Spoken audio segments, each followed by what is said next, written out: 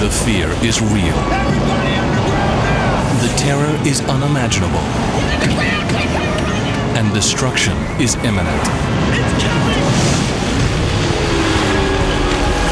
You're at the mercy of one of Mother Nature's most erratic and destructive children, the tornado.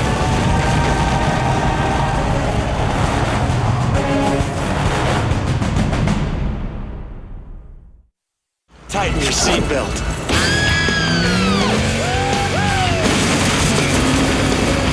To witness a tornado is a spectacular sight. To live through its wake is another story. Join us as we take a thrilling ride into the eye of a storm.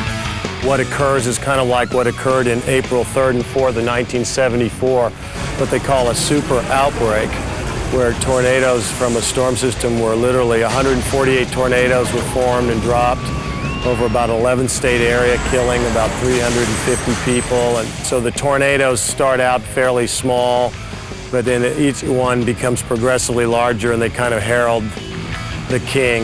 The filmmakers of Twister went to great lengths to recreate the destructive nature of actual tornadoes.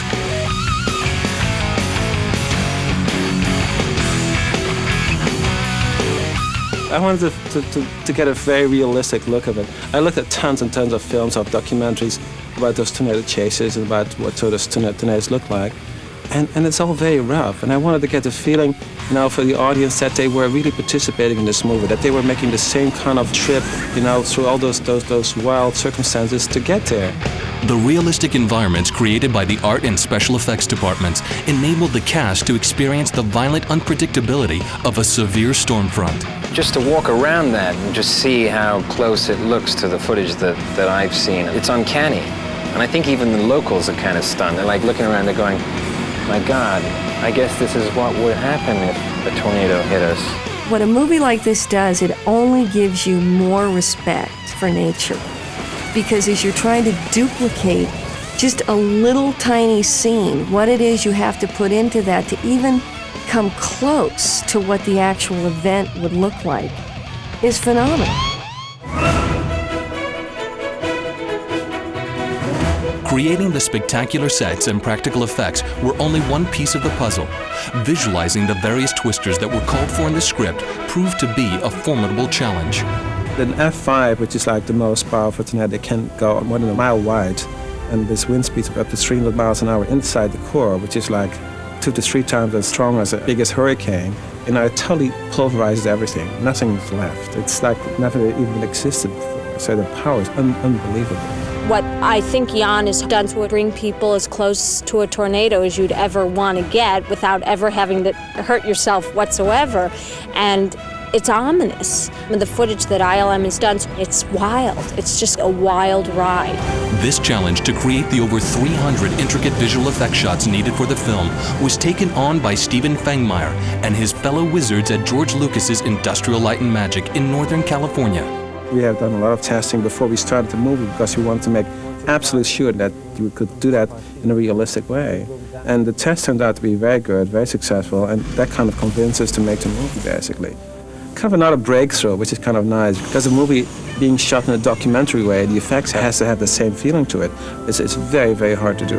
Before production began, painstaking research was conducted to make sure that the tornadoes depicted in Twister would look and react like their real-life counterparts. I think every sequence has a different looking tornado, and there's a lot of reference out there, and what we have found that hardly any tornado in that reference, which are mostly sort of home videos, unfortunately because quality isn't so great, that we can just imagine what the thing would look like if we ever captured anything on high quality film. But there's a lot of range out there, so we spend a lot of time looking at those tapes and figuring out, okay, what is interesting about particular tornadoes. It starts out as a line. A tornado would be much as its spine, sort of moving along, and we often determine the speed, the travel of it, also its sort of movement, how does it deform on this axis, animating just that spine, so to speak.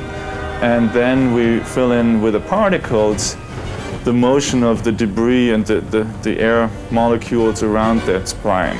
Since a lot of our work previously has been that we model a certain surface, like a creature, like a T-Rex. Now with a tornado isn't really a confined surface like that, and it's just sort of dust moving around. You really have to show that it's made out of billions of trillions of little particles and have them all behave by a certain rule set with, of course, some turbulence built in. So it's really moving a lot of particles and clumps them together to make it look with the different color ranges to sort of make it look like debris.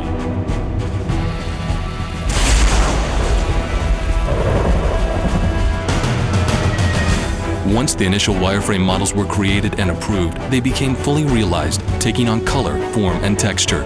All the live-action elements were then combined to form a finished or composite shot. Creating realism and scope was essential to the filmmakers. Besides generating the actual twisters, objects such as tractors, tankers, and even a cow, which normally would be impossible to capture and control, were easily created in the computer environment.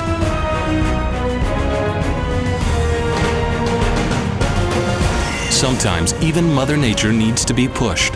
ILM also enhanced numerous scenes, transforming picture-perfect shooting days into storm-filled ones. Each stage of the process was then presented to director Jan de Bont for his approval.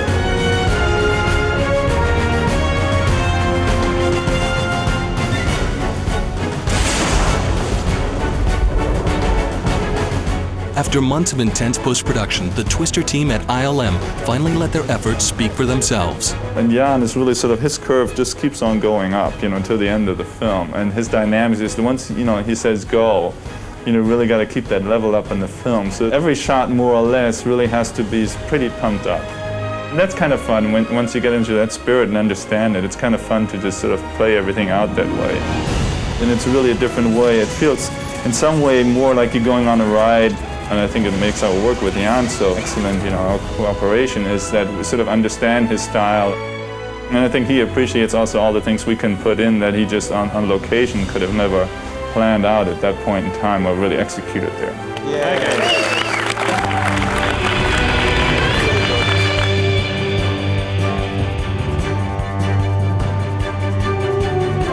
What makes Twister so exciting, I think, is the fact that tornadoes are unpredictable and they shoot down at any moment, and you're chasing it. You're basically chasing the weather. It's man against nature. You're basically driving that car at one point. You're one of those guys, the audience is one of those chasers, and trying to search for that tornado.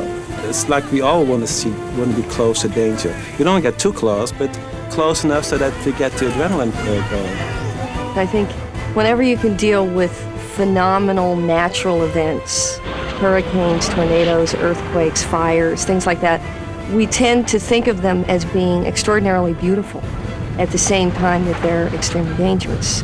And in this case, tornadoes are incredibly fascinating. And the minute you see the sky and the lightning and then the formation of a tornado, you can't take your eyes off it.